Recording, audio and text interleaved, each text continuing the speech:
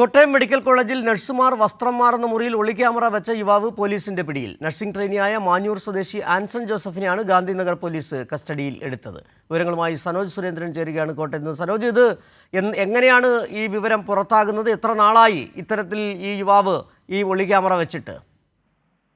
ഈ മാഞ്ഞൂർ സ്വദേശിയായിട്ടുള്ള ആൻസൺ ജോസഫ് ഏതാനും നാളുകൾ മുൻപാണ് പരിശീലനത്തിനായി കോട്ടയം മെഡിക്കൽ കോളേജിൽ എത്തിയത്.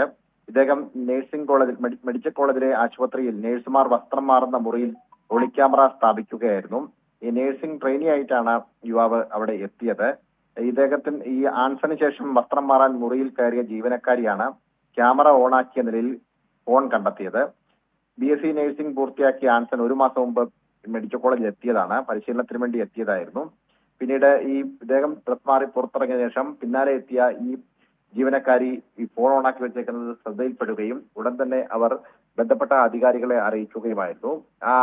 നഴ്സിംഗ് ഡിപ്പാർട്ട്മെന്റിൽ തന്നെയാണ് ഈ പരാതി ഗാന്ധിനഗർ പോലീസിന് കൈമാറിയത്. അതിന്റെ അടിസ്ഥാനത്തിലാണ് ഈ ആൻസനെ പിടികൂടുകയും ചോദ്യം ചെയ്യുകയും ചെയ്തിട്ടുള്ളത്. ഇപ്പോൾ ഇദ്ദേഹം ഈ ഒളിക്യാമറ എന്ന് പറയുന്നത് ഇയാളുടെ ഫോൺ തന്നെയാണോ അവിടെ വെച്ചിരുന്നത്? തീർച്ചയായിട്ടും ഇദ്ദേഹത്തിന്റെ ഫോൺ അദ്ദേഹം ക്യാമറ ഓണാക്കിയ നിലയിലാണ് ഈ ഡ്രസ് മാറുന്ന മുറിയിൽ സ്ഥാപിച്ചിരുന്നത് എന്നാണ് കണ്ടെത്തിയിട്ടുള്ളത്. അതിന്റെ കൂടി അടിസ്ഥാനത്തിലാണ് ഇപ്പോൾ പോലീസിൽ പരാതി എത്തുകയും പോലീസ് പരാതി സ്വീകരിക്കുകയും ഇതിന്റെ അടിസ്ഥാനത്തിൽ ആൻസനെ കസ്റ്റഡിയിലെടുക്കുകയും ചെയ്തിട്ടുള്ളത്. ശരി, സനോജാണ് കോട്ടയത്ത് നിന്ന് വിവരം നൽകിയത്. കോട്ടയം മെഡിക്കൽ കോളേജിൽ നഴ്സുമാരുടെ വസ്ത്രം മാറുന്ന മുറിയിൽ ഒളിക്യാമറ വെച്ച യുവാവ് നഴ്സിംഗ് ട്രെയിനി പിടിയിലായിരിക്കുന്നു.